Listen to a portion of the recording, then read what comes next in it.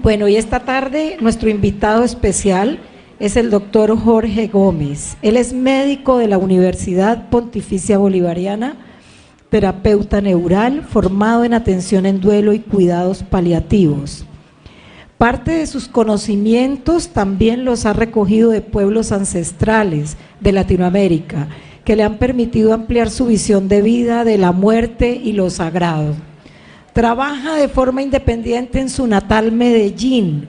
En su consulta, Jorge trata de integrar a las personas con sus procesos de pérdida y de esa manera ayudarlos a buscar en su interior la paz necesaria.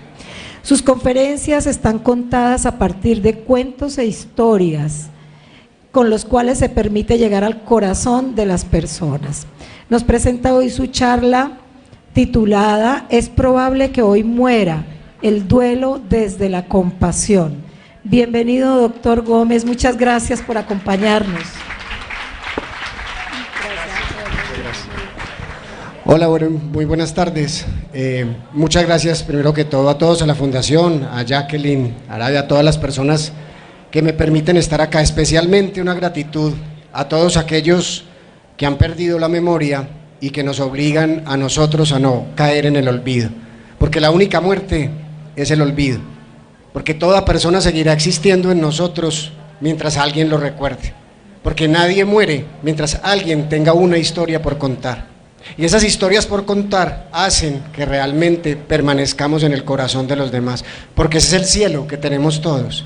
A todos nos han dicho que el cielo queda allá arriba, el cielo es el corazón de aquel que te ama. Cuando uno muere, entonces se va para el cielo del otro, al corazón. Y cuando uno sea el que se tenga que ir, va a irse a los corazones en donde sembró amor. Por eso la pregunta hoy es: ¿cuántas semillas de amor has dejado en el corazón de los demás?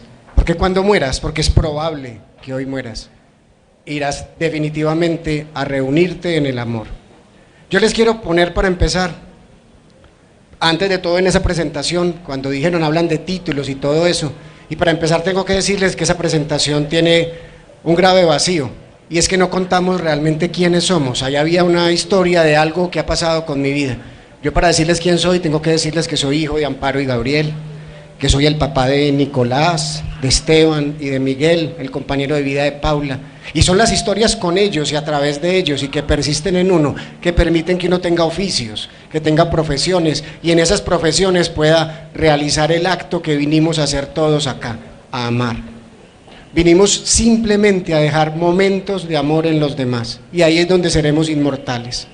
Como estamos hablando de personas que tienen necesidad de ayuda, les pido el favor que imaginen que un día los invitan a ir a una casa o a un hospital, a que conozcan, a que acompañen a una persona con las siguientes características.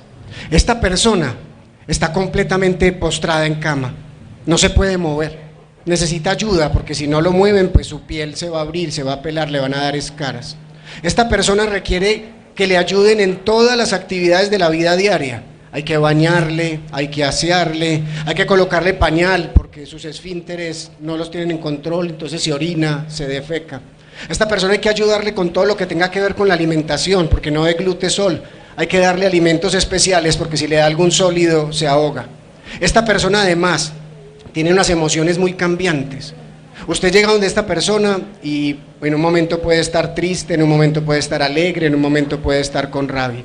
Le piden el favor a usted que vaya a una casa o a un hospital a ayudar a una persona con esas características. ¿Qué le dice su mente? ¿Qué le dice su corazón sobre qué hacer con una persona de estas? ¿Qué le dice su experiencia de vida? Si usted alguna vez ha estado con una persona así. ¿Qué le dice la medicina? ¿Qué le dice un hombre que está aquí parado hablando? ¿Qué se imaginó? ¿Qué permitió que su mente creara? ¿Cómo le ayudaría a usted? ¿Qué haría usted para esto? Lo único que faltaría ahí es preguntarle de dónde viene. Así como contaron aquí que yo estudié tal cosa y yo les dije que vengo de Amparo y Gabriel, habría que preguntarse ese de dónde viene. Yo les estaba hablando de un bebé recién nacido, de un niño que acaba de nacer y que necesita todas esas ayudas. Yo no les estaba diciendo ni una persona con Alzheimer ni una enfermedad en fase terminal, Pero ¿qué hace nuestra mente y nuestro corazón? Empiezan a escuchar historias e inmediatamente hacen que lo que nosotros hagamos es lo que tenemos allí, se nos olvida quién es el otro. A ese niño recién nacido no había que ayudarlo como si tuviera un Alzheimer o como si tuviera un cáncer o una enfermedad en fase terminal de la vida, había que ayudarle a llegar al mundo. ¿Y por qué les cuento esto? Porque estamos ante un mundo, cuando aparece una dificultad, inmediatamente empieza el miedo sobre la muerte y sobre el sufrimiento, y se nos olvida estar al lado de la persona, y nos volvemos, como nos enseñaron a nosotros los médicos, a cuidar órganos nomás. Cuidamos el colon de alguien, cuidamos el riñón de alguien, pero se nos olvida cuidar el todo del alguien. Si vamos a hablar hoy de la posibilidad de morir, tenemos que tener en cuenta que tenemos que acompañar la historia de vida completa de cada persona. Ese niño, cuando se formó, todos sus elementos, tierra, aire, fuego y agua, se volvieron materia. Pero al mismo tiempo, a ese niño o esa niña que fuimos algún día todos nosotros, le ocurrió algo. Al entrar a este planeta, entró en el terreno del tiempo y del espacio, en donde el miedo, la ira, el apego y la culpa es lo que domina cualquier pensamiento político, religioso, familiar. Nos han enseñado a tener miedo, nos han enseñado a tenerle miedo incluso a la misma vida. Hay un dicho japonés que dice: el que teme morir realmente tiene miedo de vivir, porque de tanto tenerle miedo a la muerte se pierde la vida. Los romanos dicen: la muerte está tan segura de su victoria que te da toda la vida de ventaja. Corre, hermanito, que la muerte da un paso y ya lo encontró. Vivimos con miedo. Y ese vivir con miedo hace que todo el tiempo la muerte sea un enemigo. Dicen que hay 4 enemigos o miedos fundamentales que tenemos los seres humanos: miedo a la pobreza, miedo a perder la razón, miedo a la enfermedad y miedo a la muerte. Y si vivimos de esos miedos, nos damos cuenta que todos algún día vamos a pasar por alguna de esas circunstancias. Algún día no tendremos económicamente lo mismo que antes, un día no tendremos la cordura debido a algún movimiento o a alguna enfermedad, algún día vamos a dejar de estar aquí. Si es probable que hoy mueras, ¿qué estás haciendo con tu vida? ¿Estás viviendo desde el amor o desde el miedo, como decía ahorita Dolly? Pero el problema es que la muerte ha cambiado su forma de actuar. Durante toda la historia de la humanidad, la muerte nos agarraba por sorpresa, porque aparecía y no había ningún remedio. Habían enfermedades para las cuales la medicina no podía hacer nada. La peste negra en Europa se llevó al 30% de la población europea.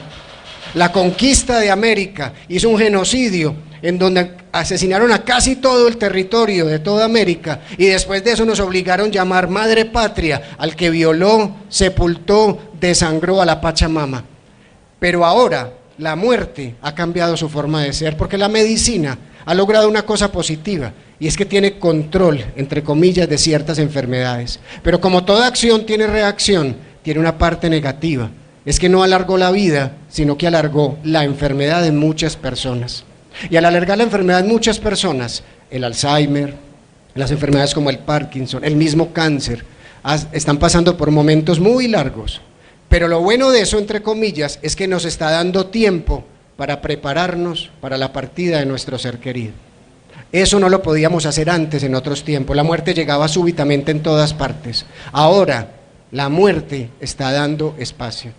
Espacio para vivir con el otro, para estar con el otro, pero tenemos tan metido en nuestro cerebro el miedo a la muerte, que cuando alguien enferma y le dan un diagnóstico como un Alzheimer, como un cáncer, no lo acompañamos, sino que lo velamos en vida todo el resto del tiempo.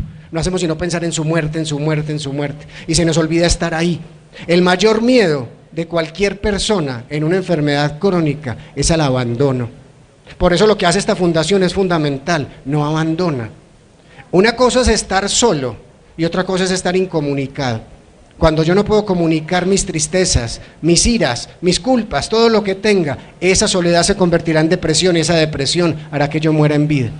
Si queremos acompañar a la gente, porque es probable que hoy muera, acompañémoslos hoy como el único día que tenemos, no como el último, sino como el único. Este es el único día que tienes para amar. Este es el único día que tienes para expresar tus emociones. Este es el único día que tienes para llorar, si es del caso. ¿Qué estás haciendo hoy con tu vida? ¿Estás permitiendo que la vida pase en una rutina en donde simplemente pasamos en quincena revengando un sueldo, o pasamos más bien de día en día regalando abrazos? porque a la hora de morir lo que más falta nos va a hacer, no va a ser ni la quincena, ni los compañeros de trabajo, sino una mano amiga, una mano, una mirada cómplice, en donde le hagan saber a uno que uno no está solo, pero vivimos con miedo, y ese miedo nos impide ver con la razón y con el corazón. Dicen que había un pueblo en la costa, en donde una vieja, la abuela, le dijo a su nieto Dámaso, Dámaso, ten cuidado, porque algo grave va a pasar en el pueblo esta tarde. Usted se dice bobadas, abuela, dijo Dámaso, y se fue para el billar. Dámaso era campeón intermunicipal de billar. Empezó a jugar billar, y había una carambola facilísima de hacer, y un amigo del Pedro le dijo, Dámaso, te apuesto un peso a que no eres capaz de hacer esa carambola. Dámaso le dijo, facilísimo, y la fue a hacer y falló. Y mientras le pagaba el peso, burlándose, Pedro le dijo, ¿y por qué te pasó? Y Dámaso le dijo, es que no se me quita de la cabeza que mi abuela esta mañana dijo que algo grave va a pasar en el pueblo esta tarde. Dámaso, si eres tonto. Pedro se devolvió para su casa. Cuando llegó a su casa empezó a contarle a la mamá cómo le había quitado un peso a Dámaso. Y mira qué bobada, mamá, que la abuela de él está diciendo que algo grave va a suceder en el pueblo esta tarde. A los viejos hay que hacerle caso, le dijo la mamá. Se fue para donde el carnicero la señora y le dijo, vecino, deme una libra de tocino. ¿Sabe qué? Deme 2, porque dicen que algo grave va a pasar en el pueblo esta tarde. La señora se fue y llegó otra cliente y le pidió, deme por favor 4 libras de carne molida. Claro que sí, señora, pero sabe que llévese 8, porque dicen que algo grave va a pasar en el pueblo esta tarde. A la 1 de la tarde en ese pueblo no había carne, no había arroz, no había agua. Todo el pueblo estaba en la plaza, desesperados porque algo grave iba a pasar en el pueblo. ¡Qué calor tan horrible!, dijo una persona. Pero si aquí es la costa, sí, pero nunca había pasado tanto calor. Eso es que algo grave va a pasar en el pueblo esta tarde. Y mire esas palomas donde están. Nunca habían venido palomas ahí. Eso es que algo grave va a pasar en el pueblo esta tarde. Todo el mundo estaba desesperado. Hasta que uno que sí era guapo dijo, yo sí soy valiente. Yo me fui y salió corriendo. Y el otro detrás, y el otro detrás. Cuando alguien frenó y dijo, no, si algo grave va a pasar en el pueblo esta tarde, yo no le voy a dejar mi casa a su merced, se devolvió y quemó la casa. Y el otro quemó la de él, y el otro quemó la de él, y el otro quemó la de él.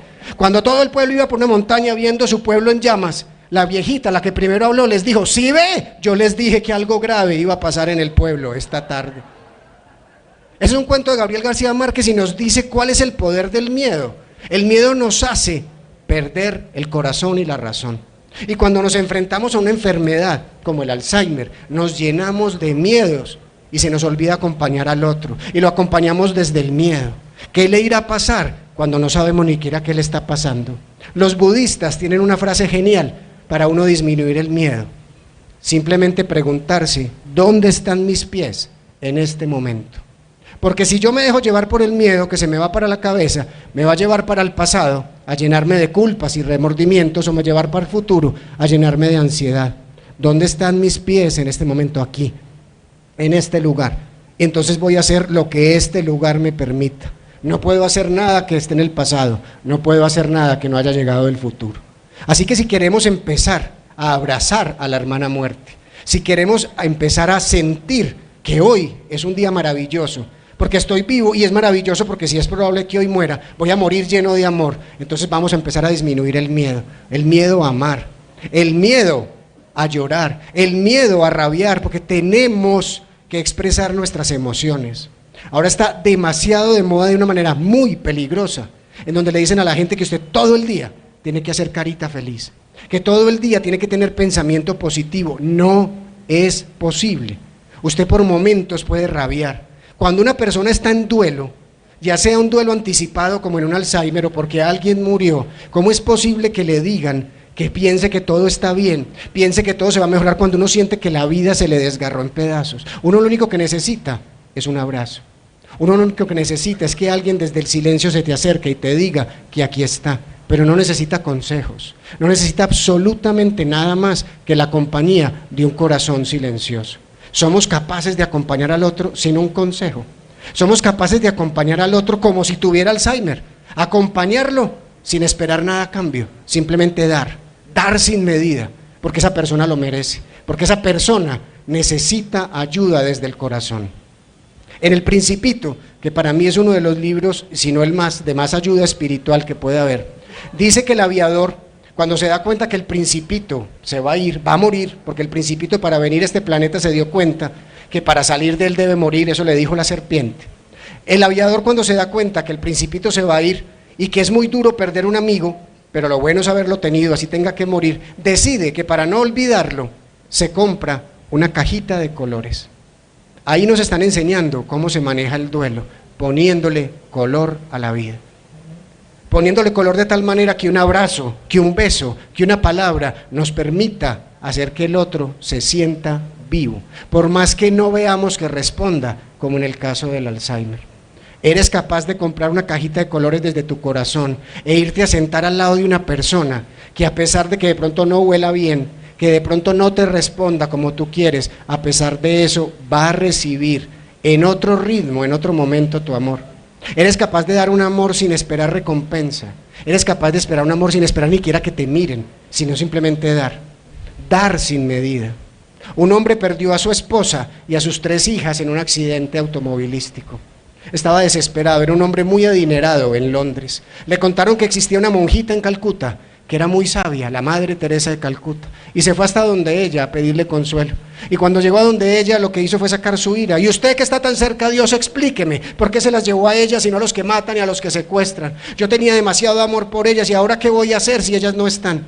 Dicen que la Madre Teresa de Calcuta se quedó mirando a los ojos de este señor y le hizo una simple pregunta. Le dijo: ¿y ahora qué vas a hacer con el amor que te sobra? Tenías mucho amor por ellas y ahora mira el universo, tienes amor que te sobra. A ese señor le movió tanto eso el corazón que se volvió uno de los mayores voluntarios físicos, no de dinero, sino de estar ahí. ¿Qué vas a hacer con el amor que te sobra? Te dejó tu pareja, ¿qué vas a hacer con el amor que te sobra? No era para él o para ella, te vas para otro lugar, porque ese es uno de los duelos más fuertes que vivimos los seres humanos, el duelo de una pareja, porque es un muerto vivo que uno quiere que muera. ¿O no? Más o menos. Porque cuando viene el duelo, nos toca, no hay de otra. Cuando el duelo es por muerte, no hay de otra, nos toca volver a reorganizarnos.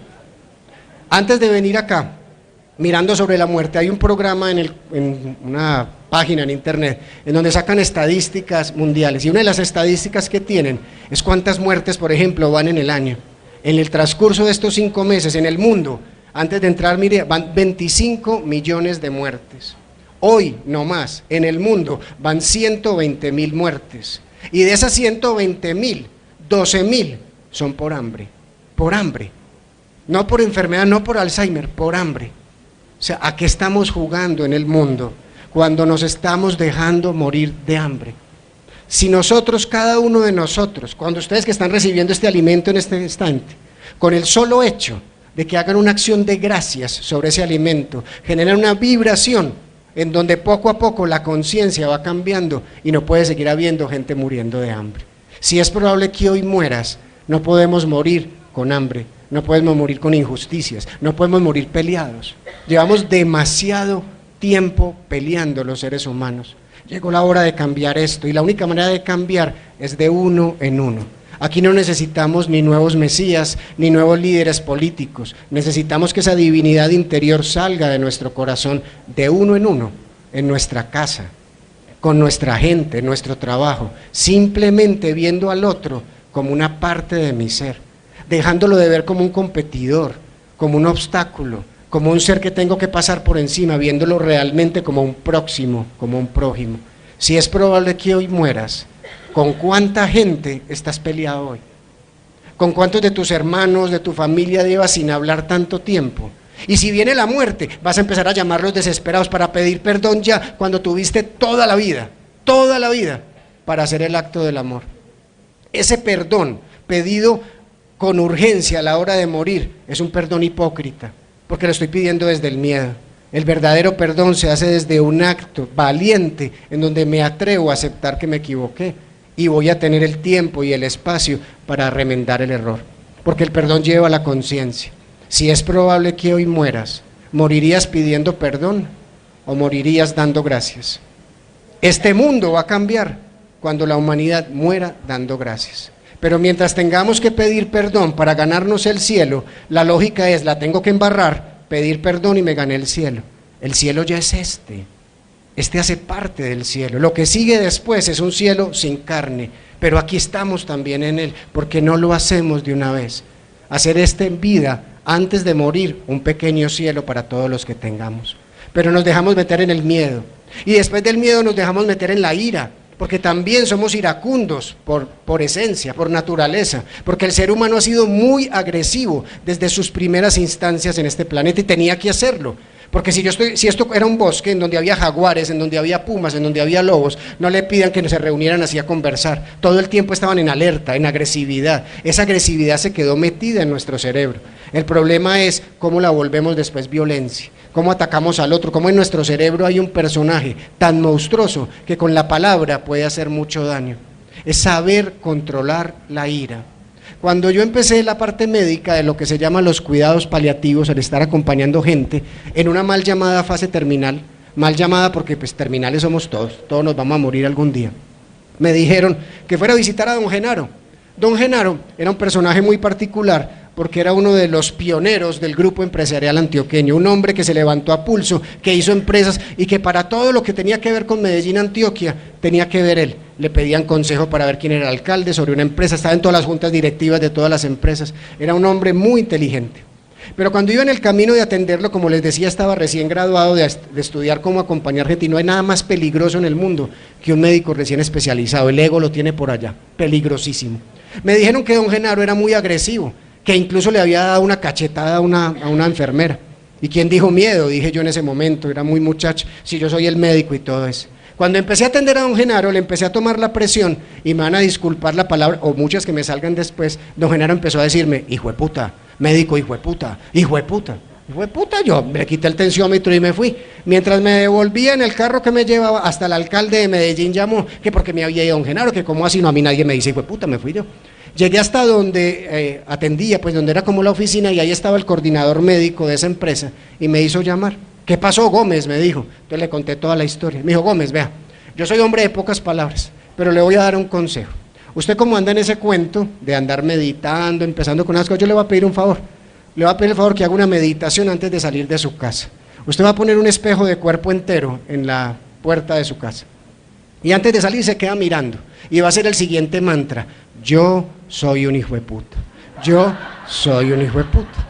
Así cuando se lo digan no le va a doler, weón. Así, que usted no sabía, me dijo. Pues yo terminé haciendo el tal mantra porque me tocaba ir a donde don Genaro. Y volvimos a empezar con el juego. Le puse el tensiómetro, el señor empezó a decir, hijo de puta, yo me reí, el viejo me vio riendo y me dijo, ¿qué te reís, maricón? Para maricón no me había preparado, entonces me tocó volver a empezar. Cuando le conté todo el cuento a don Genaro de todo lo que me había tocado hacer para llegar a donde él, el viejo primero se empezó a reír y después empezó a llorar, y a llorar, y a llorar, impresionante. Asumió posición fetal y no paraba de llorar don Genaro. Como les decía, que no hay nada más peligroso que un médico recién especializado, porque solo ve lo que está en el libro, no lo que está en la persona. Yo me quedé congelado, no sabía qué hacer. Quienes llegaron y ayudaron fueron sus dos pequeñas nietas, Mariana y Ángela. Dos pequeñas niñas de 7 y 4 años que empezaron a abrazar a su abuelo y con unos muñecos de peluche empezaron a acariciarlo. Llore, abuelo, llore tranquilo.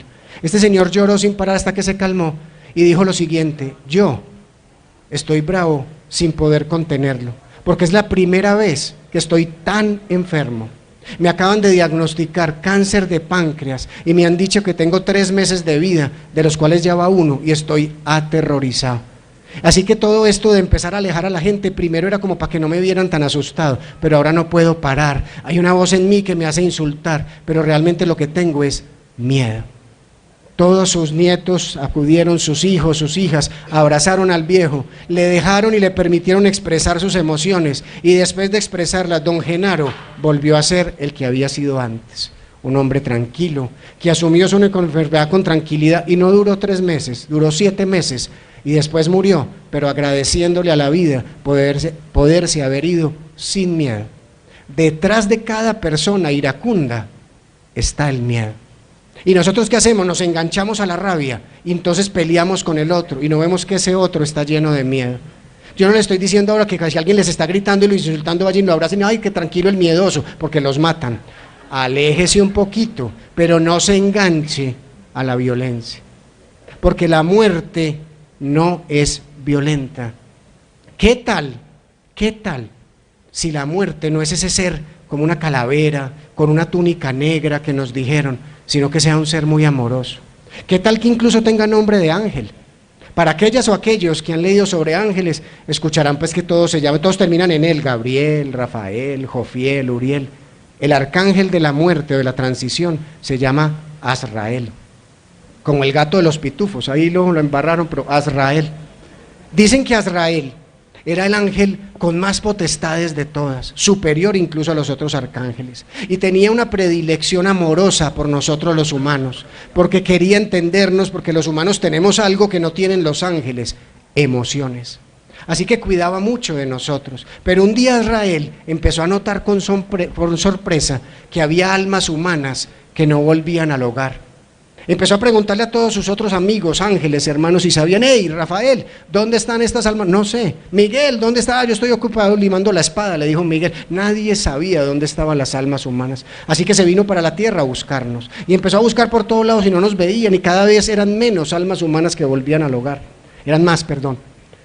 Como no veía a nadie, se le ocurrió preguntarle al sol, que lo puede ver todo si veía las almas. Y le preguntó: Sol, ¿dónde están todos? Le dijo: hermanito, hasta donde llegan mis rayos, yo no, deme un día. Eso se demora la tierra en dar la vuelta y yo me fijo. Pasó el día y se encontró y dijo: no están por ningún lado. Entonces, ¿dónde pueden estar? El único lugar donde pueden estar es debajo de la tierra. Ahí debajo de la tierra hay un lugar al que llaman el inframundo. Es un lugar oscuro, oscuro. Lo más seguro están metidos allá. Azrael vio una grieta entre la tierra y se metió allá. Y allá nos encontró millones de almas humanas que habían muerto porque habían vivido o con miedo, o con ira, o con apego, o con culpa. Y pensaban por eso que no podían volver al hogar, se habían autocastigado. Azrael empezó uno por uno a tratar de convencerlos que volvieran, pero con la mala fortuna que al mismo tiempo a Satanás y a sus secuaces les dio por rebelarse. Y encontraron en el inframundo el lugar perfecto para vengarse de Dios. Pues ya estaba lleno de almas que pensaban que no podían volver al hogar. Le pusieron 3 o 4 fogaticas, cambiaron el letrero de inframundo por infierno y ya se dedicaron a vengarse de Dios. Azrael no podía mostrarse luminoso, porque en ese lugar oscuro, si mostraba todas sus potestades, pues lo cascaban, lo cogían. Así que, ¿qué hizo Azrael? Se disfrazó de muerte.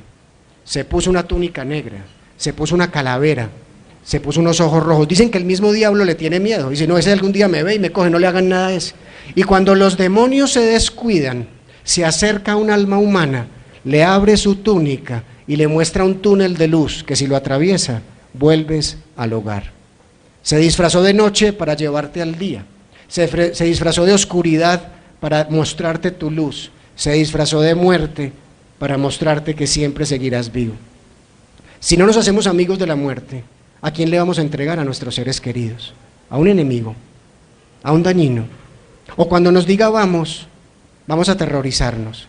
Aquí la tenemos, está todo el día entre nosotros.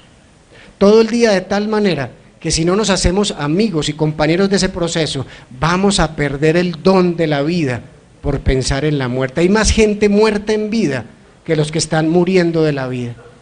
¿Qué vamos a hacer hoy si sabemos que es probable que hoy mueras?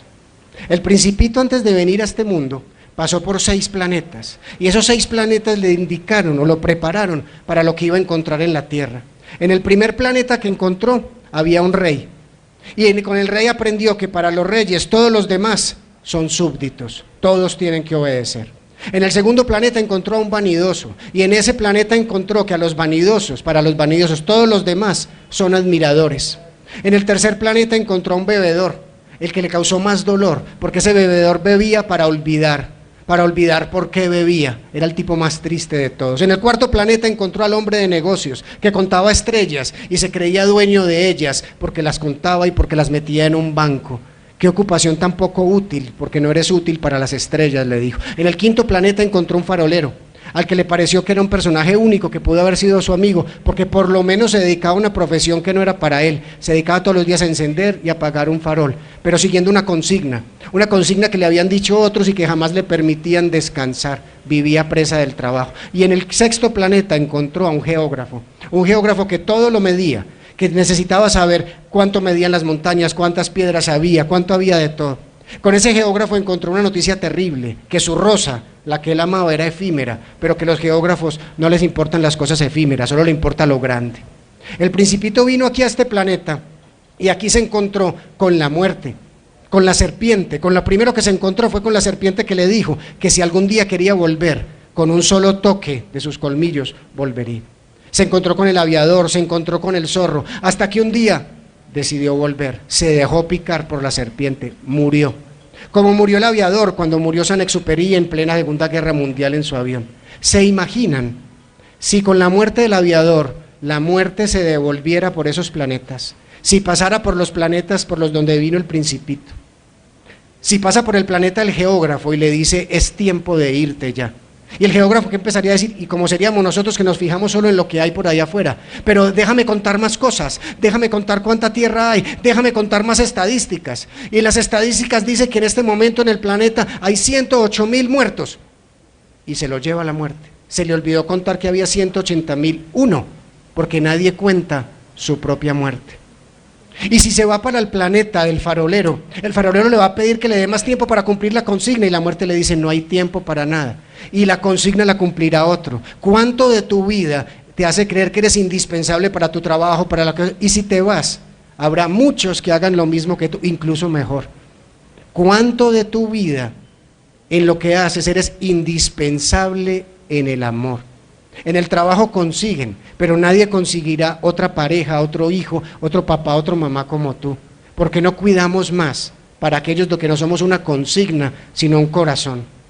Los demás cuando se van nos dejan huella en el corazón, y esa huella se convierte en el camino para seguir, y en ese camino otros caminarán también porque nosotros seremos huella de ellos. Es soltarnos de las consignas. Y si pasa el Principito por el planeta del hombre de negocios, el hombre de negocios le va a ofrecer de todo para que le dé un minuto más de vida, le va a ofrecer millones de estrellas por un día más, hasta que la muerte le diga, ningún oro puede hacer que evites tener que irte de acá. ¿Cuánto ofrecerías, cuánto has gastado por recuperar la salud, cuando lo que debes hacer es gastarte el tiempo amando? No importa si algún día lo perdemos todo. Aquí algún día todo lo vamos a perder. ¿Estás dispuesto a perderlo todo menos el amor? ¿Estás dispuesto a perderlo todo menos el abrazo de un ser amado? Porque la muerte te puede tocar hoy. ¿Qué estás haciendo con tu vida mientras tanto?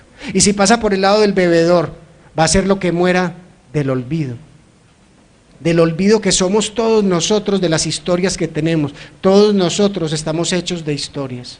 Los físicos dicen que estamos hechos de átomos, pero realmente estamos hechos de historias, de todas las historias que hay aquí y que merecen ser contadas, que merecen ser abrazadas, que merecen que mueran para que nazcan en otros. Y cuando pasa por el vanidoso va a pedirle que lo deje lucir mejores ropas, y a la hora de morir todas las personas se enfrentan al espejo y ven su propio cuerpo y se dan cuenta que cambiarían el aplauso por el abrazo. ¿Cuántas veces estás buscando aprobación y realmente lo único que necesitábamos era una mirada con pinche, un abracito, un consejito, una simple permanencia del otro cerquita? Pero mientras busquemos el aplauso, mientras busquemos que tengamos más amigos en Facebook, mientras más tengamos amigos en Instagram, todo eso, estamos más solos. Somos la generación de los solitarios, llenos de amigos virtuales. Llegó la hora de cambiar eso, volver al contacto. El último sentido que perdemos los seres humanos es el sentido del tacto, no el del oído, el del tacto. Y eso la gente de la Fundación de Alzheimer sí que pueden verificarlo, como cuando alguien que creemos que está en el olvido es tocado, acariciado por un familiar de manera amorosa, sus ojos brillan. Puede que no diga que sabe quién es, pero sus ojos brillan, porque a través de nuestras manos pasa el amor. ¿Estás dispuesto a tocar al otro? El riesgo de tocar al otro es que el otro te toca a ti y te mueve todo por dentro. Por eso es tan fácil tener amistades virtuales, porque así nadie me descompensa, porque así siempre mantengo una línea de conducta. El amor descompensa, el amor duele, y por eso el duelo duele tanto. Cuando muere un ser querido, tu dolor será directamente proporcional al amor que tienes por ese ser. Si más amas, más duele. A todos nosotros, de pronto a los más jóvenes nos tocó ver los discos con lado A y lado B. A todos nos vendieron la idea del amor con un lado A. El amor tiene un lado B, en donde duele, y duele profundamente, cuando ese otro ser no está. Como ocurre en el Alzheimer, no solo no tiene que ser que no está físicamente, cuando su memoria, cuando su energía cerebral se aparta, y la distancia pesa lo mismo que el cariño. A mayor distancia, también el cariño se hace más doloroso. Rosa Girasol, una poetisa hermosa, que fue la primera novia de Gonzalo Arango, el nadadista, una mujer de Estados Unidos, tiene un poema que describe lo que es el amor y el dolor. Dice: cuando uno es joven y no conoce el dolor, cree que el dolor no existe, que está en otras partes, pero cuando crece y conoce el dolor, cree que solo existe para uno, que nadie más lo tiene. Aprende que el dolor engendra al amor y que el amor a veces duele. El dolor y el amor van de la mano. A la hora de morir y a la hora del duelo hay una combinación de dolor y amor. Pero cuando hemos amado sin medida, el dolor se va convirtiendo en una nueva forma de ser y de estar. Franz Kafka, el famoso escritor austriaco que vivía en Alemania, checo, perdón, que vivía en Alemania, está en sus últimos años de vida. En su último año, en 1923, tiene tuberculosis, una época en el mundo en donde no hay cura para esa enfermedad. Los médicos de ese entonces le recomiendan a Kafka que se mantenga por ahí en el aire libre para que pueda respirar bien. Terrible, porque si un médico de ahora, un epidemiólogo de ahora escucha eso, pues se va a saltar, va a decir cómo le ocurre si es una enfermedad contagiosa. Quiere decir que todavía debe haber bacilos de Franz Kafka por ahí en el ambiente. Ese señor se mantenía en un parque, en el parque Steglitz en Berlín, viendo a la gente. Y un día nota con sorpresa que hay una niña de unos 3 o 4 años llorando desconsolada. Nadie está alrededor. Kafka nunca fue padre, pero entonces no hay nada más conmovedor que un niño llorando, y se acerca donde esta niña y le dice: nena, ¿qué te pasa? ¿Te perdiste? Y la niña le dice: no, yo no. ¿Se perdió tu mamá? No. ¿Tu papá? No. ¿Quién se perdió? Se perdió Brigitte, mi muñeca. La muñeca más linda que yo tengo, la dejé aquí al lado de los columpios, me fui a correr y cuando volví, Brigitte se fue. ¿Y para dónde se fue sin pedirme permiso? Se va a perder por ahí. En su mente infantil no pensaba pues que alguien pasó y se la llevó. Kafka no sabía qué decir y dentro de su mente literaria le dijo: mira, lo que pasa es que tu muñeca se fue para el crucero por Europa. ¿Para el crucero por Europa? Sí, es que hay un crucero de las muñecas que se van por toda Europa. ¿Y usted por qué sabe? Le dijo la niña. Es que yo, le dijo Kafka, soy el cartero de las muñecas. A mí me llegan las cartas de todas las muñecas que se van de viaje. Entonces deme la carta de Brigitte. Pero si se acabó de ir y yo estoy en mi día libre, ahora fue que coincidimos. Pero si vienes mañana a esta hora, te aseguro que vas a tener la primera carta de Brigitte. A la niña le brillaron ojos de esperanza, porque a pesar de que uno tenga una pérdida, si alguien se te aparece y te da una esperanza por un día, porque la esperanza con la gente en dolor suele durar un día, no debemos prometerlo que el próximo va a estar bien. A la viuda no le podemos prometer ya conocerás a otro, a la que se le murió el hijo no le vamos a decir vas a conseguir otro. Empezamos a prometerle cosas que no son, le damos promesas que no son. Esta niña volvió a su casa con el dolor de la pérdida de su muñeca, pero con ojitos de esperanza que por lo menos iba a tener noticias. Kafka volvió a la casa de él y se encontró con Nancy, su compañera de camino, una socióloga, y a Nancy le dijo: yo me embalé, yo para qué me puse a decirle a esa niña eso, yo le hubiera dicho que esa muñeca se perdió, yo mañana no voy a ir por allá. Nancy lo frenó en seco y le dijo: ojo, y le dio un consejo fundamental en el duelo: cuando tú te comprometes con una persona en dolor, cumples porque cumples, porque o si no esa niña va a tener 2 duelos, el de la pérdida de su muñeca y el de la pérdida de la esperanza, y de ese nadie se recupera. Kafka entendió el mensaje y al otro día llegó a las 4 de la tarde. Le contaron que la niña había llegado media hora antes por la ansiedad de la carta. En la primera carta, Brigitte, la muñeca, le decía a la niña que no se había despedido porque las despedidas son tristes y que la niña probablemente no la iba a dejar ir, pero que a la muñeca le habían contado que a medida que las niñas van creciendo, van olvidando a las muñecas y que ella, la muñeca, estaba muy bonita como para ser olvidada.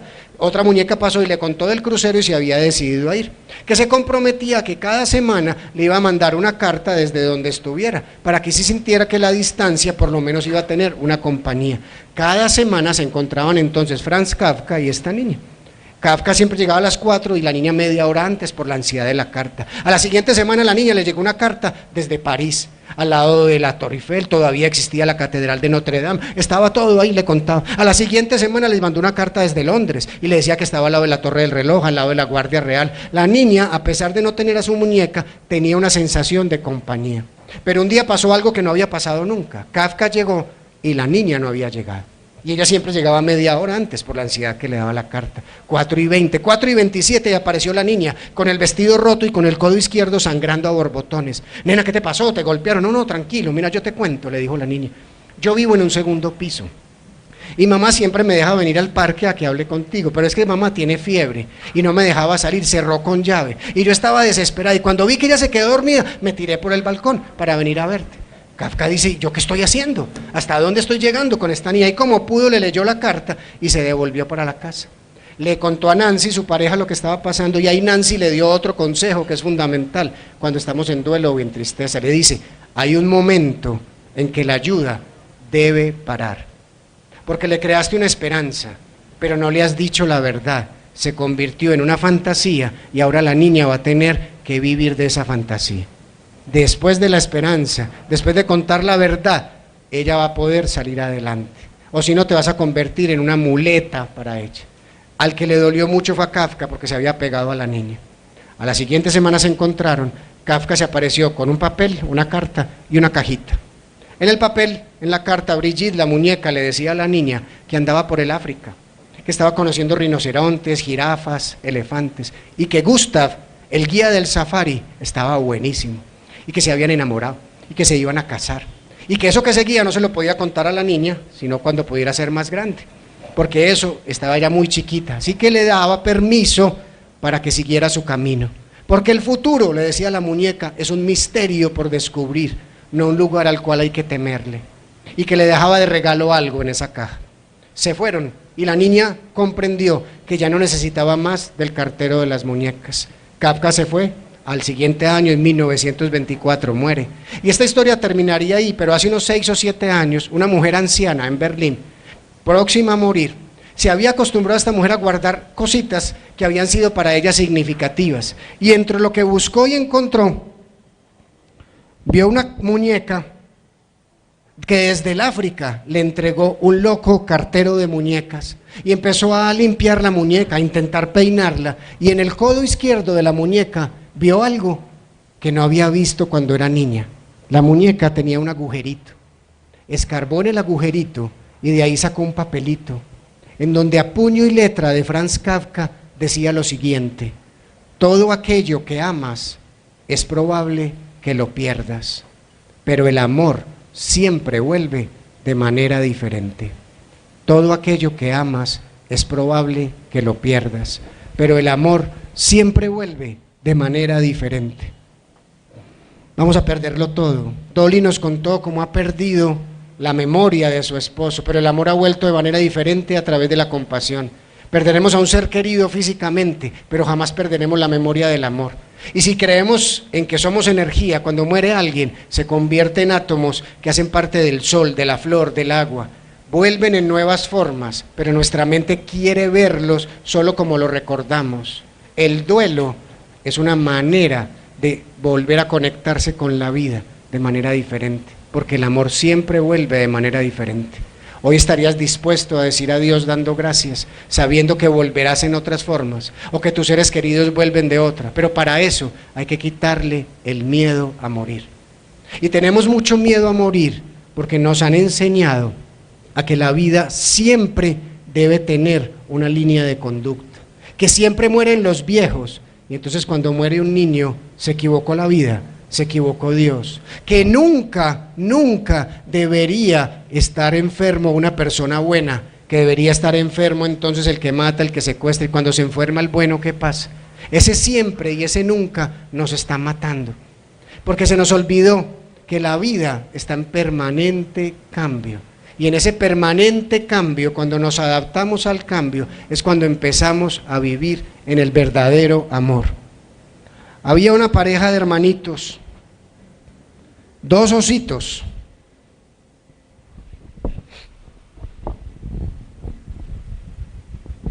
Pertenecían a una familia de apellido Tal vez. Había un osito que se llamaba Depende. Y el otro osito se llamaba A veces. Depende y A veces vivían juntos. Comían depende de lo que había, a veces comían mucho, a veces comían poquito. Los invitaban a un baile y depende del ritmo bailaban. Si era reggaetón, no. Si era salsa, sí. A veces bailaban, a veces no. En el mundo de depende y a veces gobernaban siempre y nunca. Eso eran los gobernantes. Siempre odiaba depende, Porque mientras algo depende, siempre no podría existir. Y nunca odiaba a veces. Porque si las cosas pueden ocurrir a vez y otra vez, entonces nunca desaparecería. E intentaban hacer que desaparecieran depende y a veces, pero depende y a veces molestaban a siempre y a nunca. Hasta que siempre se rindió y dejó de molestar por siempre a depende. Y nunca se rindió y nunca volvió a molestar a veces. Depende y a veces se volvieron aquellos personajes que fueron capaces de demostrarle a siempre y a nunca que hay más opciones que morir o vivir con dinero, con política o con creencias, porque depende y a veces en la vida. Por eso si a usted le hacen una pregunta profunda, su pareja le pregunta, ¿me vas a querer por siempre? Usted le va a decir, depende y a veces. ¿Te vas a vivir hoy? Depende y a veces. Y si vivimos depende y a veces, significa que nos permitiremos adaptarnos al cambio. Permitiremos saber que la vida es un constante cambio que depende del amor que haya en su corazón. No se vaya de esta vida sin haberse gastado el amor. Porque vinimos a esta vida, no vinimos a ahorrar amor, vinimos a gastarlo, como a gastar todas las emociones. Camila es una niña de 6 años que asiste a consulta de duelo. Al papá de Camila lo mataron allá en Medellín de una manera terrible, lo torturaron, le hicieron de todo a ese señor. Camila asiste con su mamá y con una tía. Camila no sabe cómo murió el papá. La mamá va a empezar a contar algo, pero la mamá estalla en llanto y empieza a llorar muy fuerte. La tía de Camila se para muy brava y le dice, deja de llorar ya, que así no vas a hacer revivir a Germán y le vas a hacer daño a la niña, deja de llorar, que con llorar no lo devolves. Camila se paró más brava todavía y se paró delante de la tía y le dijo, tía, usted no sabe que para que la tristeza se acabe hay que gastársela. Deje que mi mamá gaste la tristeza, deje de ser pendeja usted. Y la sentó. Consulta y teoría de duelo en 2 minutos. Para que la tristeza se acabe, hay que gastársela. Y cuando nos gastamos la tristeza, después del río de la tristeza, aparece el océano del amor. Porque después de todas las tristezas le encontramos propósito a la vida. Las tristezas, las lágrimas que derramamos, le dan fuerza a la raíz que somos. Los impulsos que tenemos le dan fuerza al tronco y las alegrías crean las flores y los frutos. Hay que combinar alegrías, tristezas e impulsos para que el amor aparezca. Pero no podemos ser siempre alegría, no podemos serlo. No podemos ser siempre impulso, a veces hay que estar quietos. Y no podemos ser siempre tristeza en un mundo cambiante. ¿Estás dispuesto a cambiar al mundo cambiando vos? Porque este mundo no necesita que lo cambien afuera, lo único que necesita es ser amado. Y cuando el mundo sea amado desde adentro, no le tendremos miedo a la muerte, porque sabremos que los que siguen serán unos multiplicadores del amor.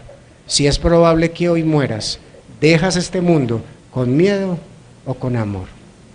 Pero nos hace falta mucho, porque nos hace falta que nos eduquen sobre la muerte, que nos eduquen sobre las pérdidas, que desde la época preescolar nos estén hablando de la inminencia de las pérdidas. Pero ¿a cuántos de nosotros nos dieron alguna vez, siquiera en el colegio, una clase sobre duelo y pérdidas?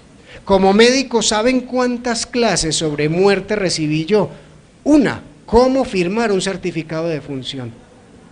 Pero no me dijeron nunca cómo acompañar antes, porque a los médicos nos enseñan a ser cazadores de enfermedades. Vos me decís 3 o 4 síntomas, yo pienso una enfermedad, te doy un pronóstico, un tratamiento y se acabó. Pero y el abrazo y la mirada y la escucha. Dicen que los seres que más sanan son aquellos que simplemente escuchan, no tienen que dar un solo consejo. O sea que las personas con Alzheimer son las personas que más sanan, porque escuchan y escuchan y escuchan sin medida. ¿Serías dispuesto a escuchar y no hablar? ¿Estarías dispuesto a tratar de entender que la muerte hace parte del camino, que no es la enemiga de la vida? Había un pato, si lo encuentro, aquí está.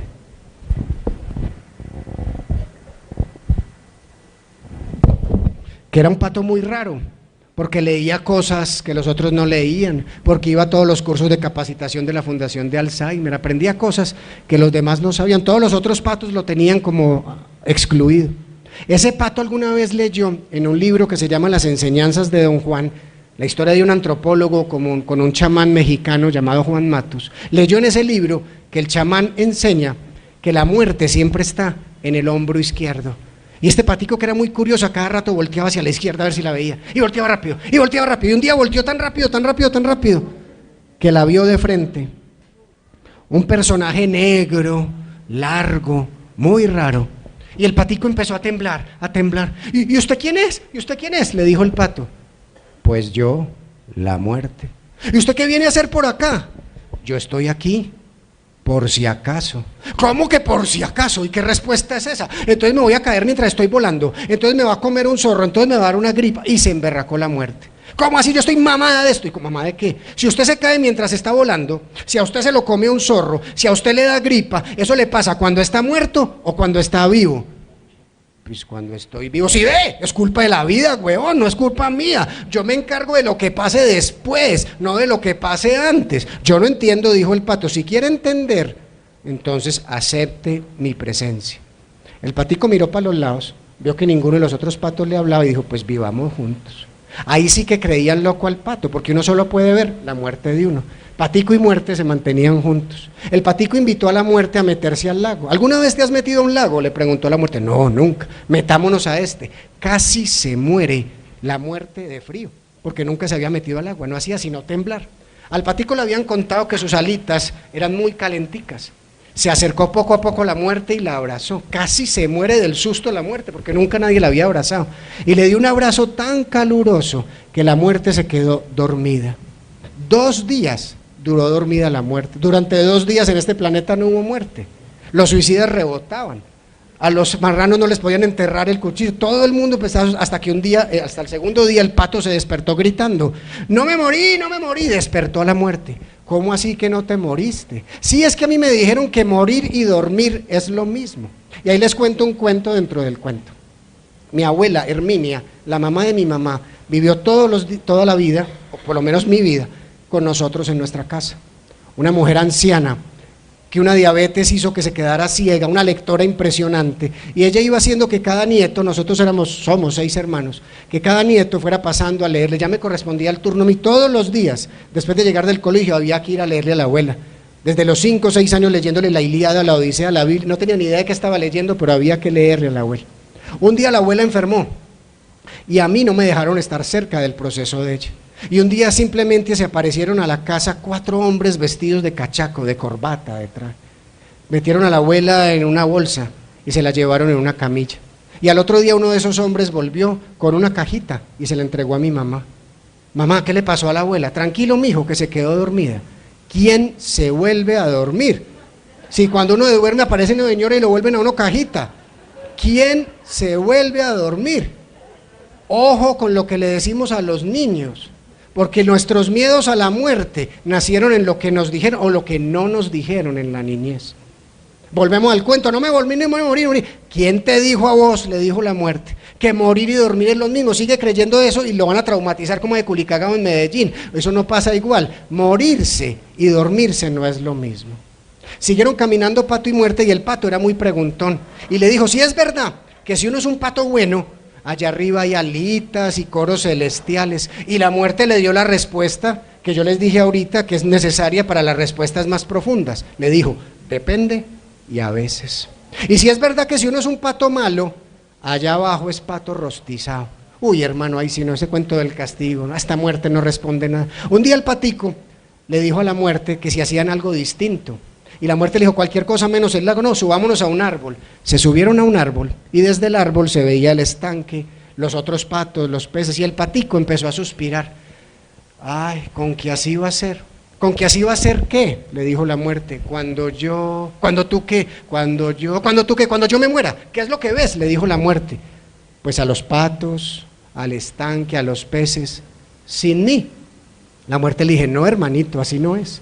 Cuando tú te mueras, todo lo que tú eres se vuelve parte de todo esto que ves. Porque morir, ojo a la definición que tiene la muerte de sí misma, morir es volverse universo, te haces parte del todo. Pero eso es buenísimo, dijo el pato. Eso significa que no hay tiempo de nostalgias, que no hay apegos, que todos estamos conectados. ¿Estás entendiendo?, le dijo la muerte. Pasaron los días y el que sintió frío fue el pato. Sus ojitos ya no veían bien, no podía volar. Recordó que algún día él le había dado un abrazo a la muerte que le había dado calor. Se acercó a su amiga, a la muerte, y le dijo: ¿me abrazas? La muerte se conmocionó y le dijo, pero tú sabes lo que significa mi abrazo. Le dijo, claro, volver mi universo, porque miedo voy a tener. La muerte por primera vez en la historia de este planeta abrazó a una especie que no le tuvo miedo. Y mientras le dio el abrazo, poco a poco se quedó en sus brazos con el cuerpo de un pato muerto. Ahí sí todos los otros animales lo vieron. La muerte atravesó el bosque. En medio del bosque encontró una rosa, se la colocó al cuerpo del pato. Todos los otros animales estaban asustadísimos. Llegó hasta el borde de un río, dejó el cuerpo del pato en el río y lo empujó. Lo que más sorprendió a los animales es que del pecho de la muerte salió un corazón de luz que empezó a iluminar el camino del pato hasta que se desapareció. Todo se volvió silencio. No se oía absolutamente nada. Todos los otros animales estaban asustados. De pronto una voz rompió el silencio. Una voz que dijo, ay, pero así es la vida, dijo la muerte. Y así es la vida. Gracias. Nos vamos a morir. Yo estoy que me caigo hace rato. Nos vamos a morir. Pero si nos vamos a morir, ¿por qué no aprovechamos a vivir? Somos la única especie sobre este planeta que sabe que se va a morir, pero actuamos como si no. Pensamos que tenemos un día más. Yo llamo mañana y le digo que la quiero. Yo llamo mañana y le digo que no quiero seguir. Creemos que tenemos mañana. Después, no hay después. Hoy es el único día. Hoy, mientras estás acá, gracias a la invitación de esta fundación, hay que pensar a cuántos amigos no les has hecho saber que realmente han sido importantes en tu vida. Y a través del WhatsApp, en vez de mandar cadenas y pendejadas, mandar un sos mi amigo y te quiero. ¿A cuántos familiares no le has hecho saber, aunque no los vas a volver a ver, que fueron importantes en tu historia y lo vas a dejar guardado? ¿De qué sirve pararse en una iglesia, hablar bien del muerto, si lo tuviste todo el tiempo en la vida? Además que en este mundo estamos viviendo un funeral sin muerto, porque todos nosotros vamos a morir. Este es tu velorio, estás en tu velorio viviente. Y como a todo muerto se habla bien de él, habla bien de tu vida. Empieza a vivir bien tu vida. Empieza a vivirla de tal manera que si hoy llega el momento de partir, le digas a la muerte bienvenida. Porque la muerte es la renovadora de la vida, no es la que acaba con ella. Pero nos aferramos y nos apegamos y no volvemos a vivir. Adriana es una mujer que asiste a consulta, muy preocupada por su madre, porque su madre tiene Alzheimer. Pero lo más preocupada que la tiene es que su madre, piensa ella, fue gestando ese Alzheimer desde hace más o menos 53 años. Adriana tenía una hermana melliza, Silvia, y hace 53 años, cuando tenían tres años, Adriana y Silvia salieron a la calle. La mamá se descuidó con la niña, con la otra, la niña atravesó la calle y un bus la rayó y la mató. Después de ese momento, la mamá de ella, dice Adriana, jamás volvió a ser la misma. Todos los 4 de febrero se escondía, que fue el día de la muerte de Silvia. Todos los 4 de febrero lloraba, se iban a la playa y escribía el nombre de la niña en la playa. Poco a poco se fue cerrando, que Adriana decía, el Alzheimer de mi madre es una búsqueda de no recordar más. Ella decía, yo no volví a tener madre, para mí se murieron 2, mi hermanita que se la llevó el bus y a mi mamá que se la llevó el olvido, que se la llevó la tristeza. Cuando murió la mamá, Adriana se apareció en consulta completamente conmocionada, completamente llena de dolor, no por lo que había pasado con su madre, sino que arreglando la casa, arreglando la pieza, encontró que entre las tablas de la mamá, del cuarto de la mamá, había una bolsita. Y abrió la bolsita y para sorpresa de Adriana, dentro de la bolsita estaba la ropa con que Silvia, su hermanita, murió. 53 años guardó esto. Estuvo muerta en vida 53 años. Por no decirle a la vida, ya no más. Por no buscar un consejo en el otro, se quedó muerta con su hija y dejó de amar. Las personas con Alzheimer tienen la bendición de poder sintiendo amor, pero las personas que mueren en vida tienen un Alzheimer más fuerte y es el olvido del corazón. Porque los del Alzheimer tienen el olvido del cerebro, pero aquel que vive el olvido del corazón está muerto en vida. ¿Cuántos olvidos tienes en tu corazón? ¿Cuántas ropitas vas a guardar?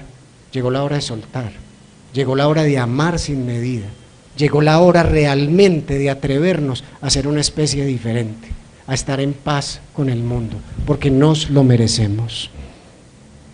¿Cuánto tiempo me queda? ¿Cuánto llevo? 20 minutos, muy bien. ¿Están cansados? Vamos bien. Les dije al principio que cuando vinimos a este mundo, entonces las emociones que fuimos captando son el miedo, la ira, la culpa y el apego. Y cuando una persona está dejando este mundo, deja también todos sus elementos, deja el agua, la tierra, el fuego y el aire, y va dejando esto.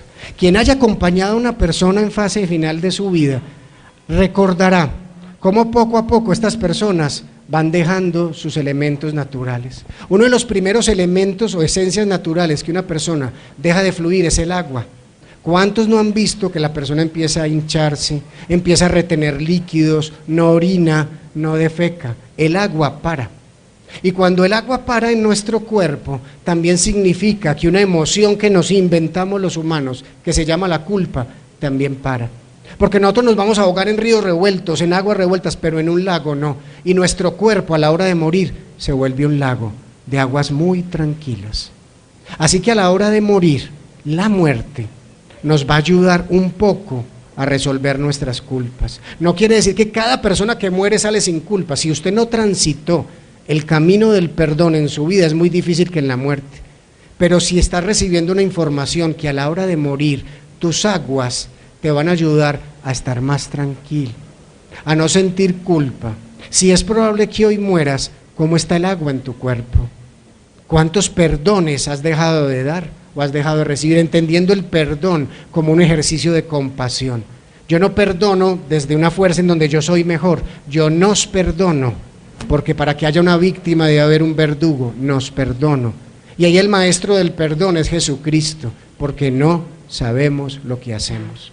Entonces no te perdono porque eres malo, sino porque no sabías lo que hacías, y porque yo no sabía lo que hacía al vivir al lado de alguien inconsciente. Así que el perdón es un mirar hacia atrás y mirar con tranquilidad, decir, si yo no sabía lo que hacía, hoy en el presente ya sé que lo hago y no lo repito. No vuelvo a repetir ni ser víctima ni verdugo de nadie. Porque la culpa puede llegar a ser tan irracional como le pasó a la hermana Ofelia. La hermana Ofelia, de 93 años, era una santica. Se había dedicado toda la vida en su comunidad religiosa a enseñar y a enseñar indígenas, luego a enseñar a otras novicias. Todo el mundo hablaba de ella como la persona más bondadosa. Y cuando estaba muriendo de una leucemia, de un momento a otro se desesperó, y muchísimo, que llamaran al sacerdote 3 de la mañana y no aparecía nadie. Entonces dijo, y puedo confesarle esto, y después dijo, y si quiere cuenta esta historia, que cuando tenía 7 años en el colegio, la profesora la confundió con una niña que hizo una pilatuna y le dio una pela muy grande y llamó a la casa a decir que ella era una niña traviesa, en donde le dieron otra pela. Y al otro día le dijeron que le llevara una manzana a la profesora para pedirle perdón, y ella estaba tan brava porque la habían pelado por algo que no merecía, que botó la manzana en el camino. Y a la hora de morir estaba pensando que Dios la iba a castigar porque nunca había confesado, que nunca entregó la manzana. Y aquí había que verle el sufrimiento a esa hermana. Sufría de verdad. Hasta que otra hermana le dijo, usted me está diciendo, hermana Ofelia, que todo lo que nos enseñó a cantar, a bailar, todo lo que nos enseñó a leer, que todos los niños que en este momento en el Amazonas leen, gracias a usted, son mentira. Que un acto de inconsciencia puede más que todos sus actos de amor. Ofelia respiró y dijo, perdónenme por haberme olvidado que también fui amor. Y ahí murió, tranquila. Las culpas nos las inventamos cuando vivimos en el siempre y en el nunca.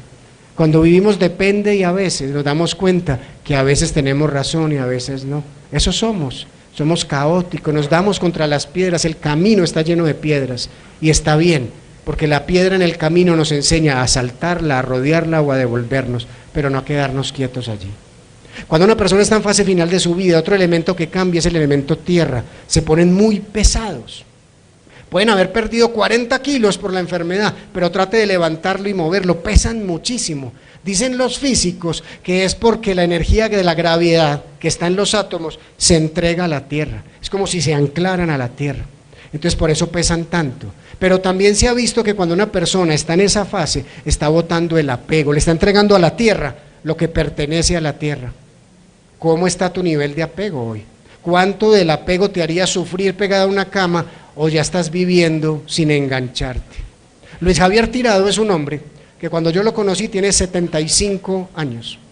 Cuenta que cuando tenía 5 años, él vivía en una población tristemente célebre ahorita en Ituango. Luis Javier va porque tiene un cáncer de hígado, que le han dicho que tiene 2 meses de vida. Y él no hace sino decir la palabra no se enganche, yo no me engancho. No iba buscando sanación, sino que él iba a consulta para ayudarle a su esposa Vicky y a sus 2 hijas a elaborar su pérdida. Él todo el tiempo repetía no se enganche, no se enganche. ¿De dónde viene eso? Y cuenta que cuando vivía en Ituango, cuando tenía 5 años, fueron a poner por primera vez el pavimento sobre las vías, y como buen montañero, se paró sobre la brea caliente y esos pies se le quemaron. Se lo llevaron para Medellín y en esa época podía durar 12, 14 horas la ida desde Ituango a Medellín, y cuando llegaron, los médicos de ese entonces le dijeron a la mamá de Luis Javier que ese muchachito no iba a volver a caminar, que esos pies estaban calcinados, que se devolvieran. Se devolvieron y durante 3 años seguidos, esta señora 3 veces al día le hizo los... Dicen que si a uno en una publicidad le meten 3 veces al día por una semana una información, no termina creyéndola. Vote por, compre tal cosa. Este señor durante 3 años, 3 veces al día, la mamá con manteca de cerdo en esas heridas le decía, no se enganche, mijo. Órgano que se engancha pierde la función, y persona que se engancha pierde el alma. No se enganche, mijo. 3 años seguidos, órgano que se engancha, pierde la función, persona que se engancha, pierde el alma. A los 3 años los pies de Luis Javier son horribles pero funcionales, caminan. Y no se enganchó de tal manera que decidió irse de la casa porque tenía ya escrito que tenía que quedarse en una infinita pobreza. Se les voló y se fue para Medellín, a donde unos tíos, en donde empezó a estudiar. Se metió a la Universidad de Antioquia, se volvió odontólogo, uno de los mejores odontólogos, fue de los primeros que hizo implantes, se trajo a su familia, se le subió el ego mucho porque consiguió mucho dinero, y se le subió el ego que no se dio cuenta que el mejor amigo que tenía en esa época lo estafó y lo dejó en la calle, en la física calle. La gente mercaba por él. La gente le ofrecía en esa época que le contrataban un sicario para que fueran a matar al otro, y él recordó a la mamá, yo no me engancho. La energía que gastaría matando a ese es la que necesito para recuperarme. Ahora que está de moda el mindfulness, eso es mindfulness, concentró su atención. Llegó al punto entonces donde recuperó todo, pero no con el mismo dinero, pero recuperó su vida. Y ya cuando llega la enfermedad, el hombre dice, no me engancho a la enfermedad, voy a aprender a vivir soltando. Poco a poco nos fue enseñando a todos, y un día, un viernes, a las 7 de la noche llama y dice, Jorge, si podés venir mañana a las 9 de la noche, la doña, la muerte, viene por mí. ¿Cómo así, Luis? Viene por mí. En lo que la vida me ha permitido, me ha tocado ver pueblos originarios, abuelos, abuelas, que han sido capaces de decir esto, y Luis Javier era igual a un abuelo de estos, con una sabiduría inmensa. Pues al otro día fuimos y él permitió que varios fueran allá, bailó tango con su esposa, se apareció ese amigo que lo estafó a pedirle perdón. Y Luis Javier hizo un acto de perdón que yo nunca voy a olvidar. Le dijo, mira, yo desde el día en que decidí no cargar rabia con vos, me perdoné por lo que me hiciste y ya no existís. Vos esperaste a que yo me estuviera muriendo para venir a pedir perdón, vos no viniste a pedir perdón, estás cagado el susto a que yo te jale las patas cuando yo me muera. No voy a perder mi vida en vos, porque yo la gané con ellos, andate y perdonate vos. Él se fue. A las 8:30 de la noche se encerró un rato con sus hijas y con su esposa, habló, después permitió estar ahí. Su esposa empezó a llorar y Luis Javier le dijo, vas a llorar por el extremo izquierdo del ojo derecho, pero nada más, porque el resto de tiempo vas a recordar que aquí vivimos, porque yo no me engancho.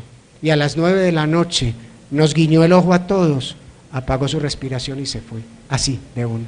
No se enganchó ni siquiera a ser agónico, no se enganchó a sufrir. ¿A cuántas cosas en la vida hoy estás enganchado, apegado, aferrado, que no te permiten ver lo esencial? Porque lo esencial es invisible a los ojos. Cuando vamos muriendo, también el fuego empieza a hacer cambios. Dentro de una persona en fase final de la vida, su corazón, sus pulmones y su cerebro son los que se quedan con la sangre, el resto del cuerpo se queda casi sin sangre. Por eso la persona se pone helada. Usted lo toca y está helado, pero la persona, si está consciente, le dice que tiene mucho calor, porque la sangre está aquí para arriba. Con eso quiere decir que está botando la ira, que está botando todo aquello que le hace sentir mal.